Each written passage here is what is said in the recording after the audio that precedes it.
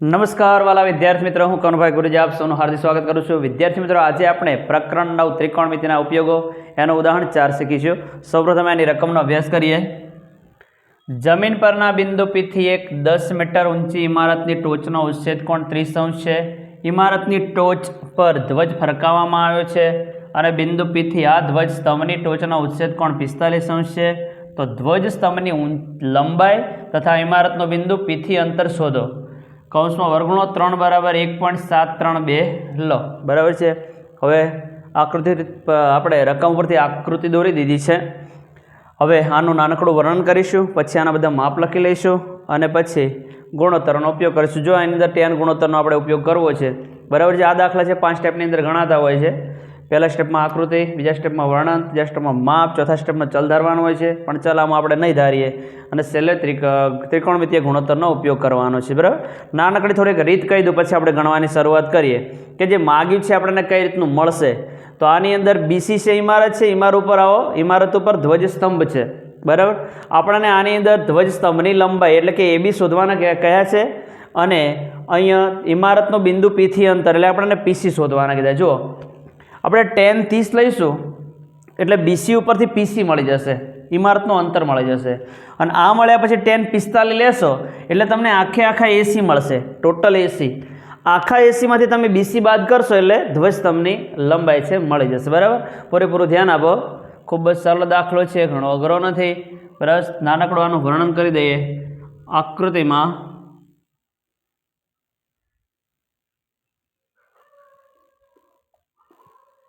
BC ઇમારત દર્શાવે છે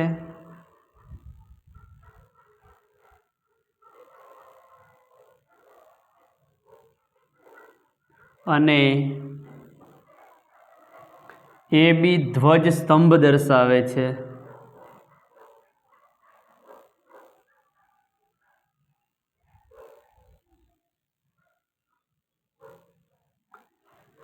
હવે બધા માપ લખી લઈએ. તો પહેલા ત્રિકોણ BCP,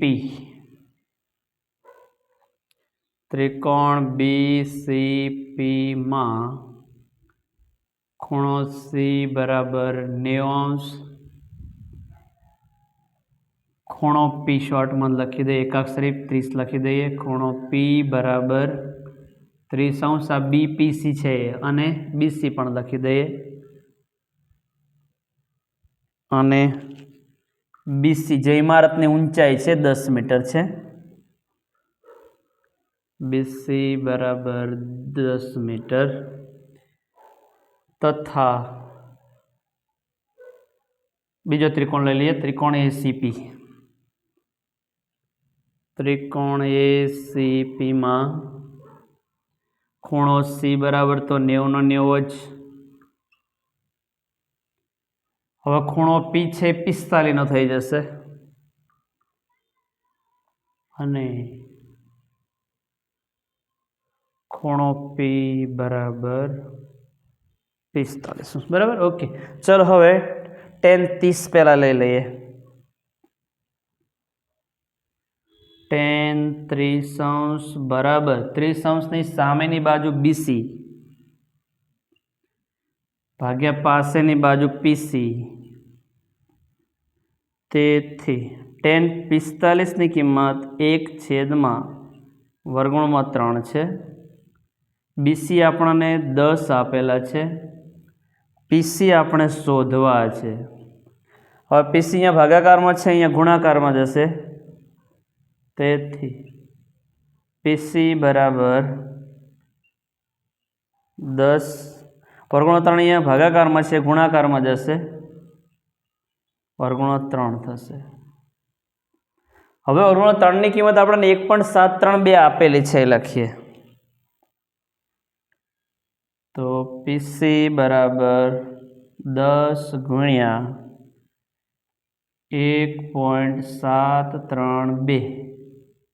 તેથી PC બરાબર, હવે કોઈ પણ દશાંશ સંખ્યાને તમે 10 વડે ગુણો તો આ પોઈન્ટ છે જમણી બાજુ 1 અંક હશે એટલે અહીંયા થશે 17.32 મીટર. બરાબર છે.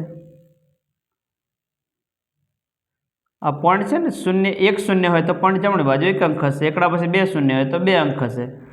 તો આ આપણને આ જે છે ને ઇમારતનું બિંદુ P થી અંતર મળી ગયું. તો અહીંયા લખી દઈએ, તેથી ઇમારતનું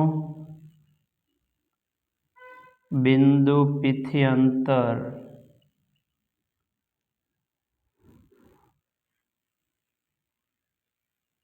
17.2 મીટર છે. બરાબર. હવે ધ્વજસ્તંભની લંબાઈ એના માટે tan 45 અંશ લઈ લઈએ.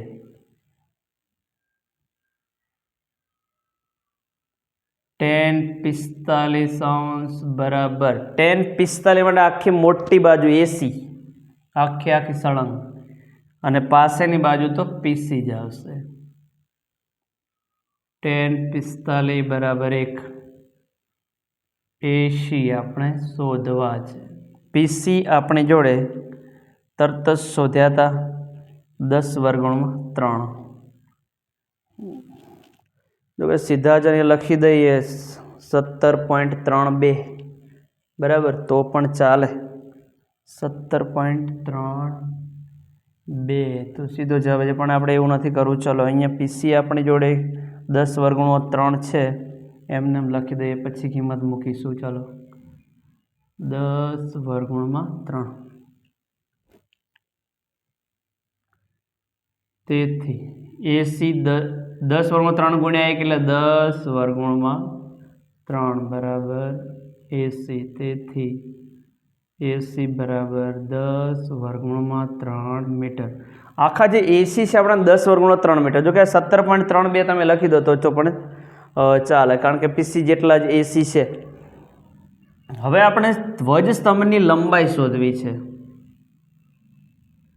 તો ધ્વજ સ્તંભની લંબાઈ AB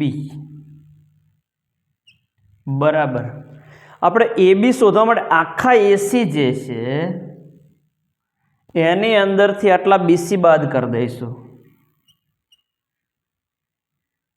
AC આપણી જોડે તરત જ શોધ્યા 10^3 છે, માઇનસ BC 10 છે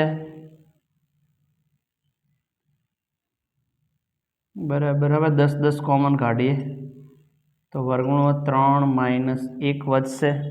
√3 ની હવે કિંમત મૂકીએ. જો કે સાદું રૂપ તમારી રીતે યોગ્ય રીતે જેમ ફાવે એમ, જેમ સરળ પડે એમ કરવાનું. બરાબર. સાદું રૂપ એવું નથી કે હું આપું એવું જ આપું, આપણે તો જવાબ સાચો જોઈએ. બરાબર છે. અહીંયા કૌંસમાં √3 ની જગ્યાએ 1.732 માઇનસ 1 બરાબર 10 ગુણ્યા 1 માંથી 1 જાય તો 0, 0.732. ફરી ભાઈ એકડા પછી 1 0 છે, પોઈન્ટ જમણી બાજુ 1 અંક ખસશે તો આપણે અહીંયા મળશે 7.32 મીટર. તો આ જે છે ધ્વજ સ્તંભની લંબાઈ આવી. બરાબર છે. આ રીતે દાખલો ગણી શકાય.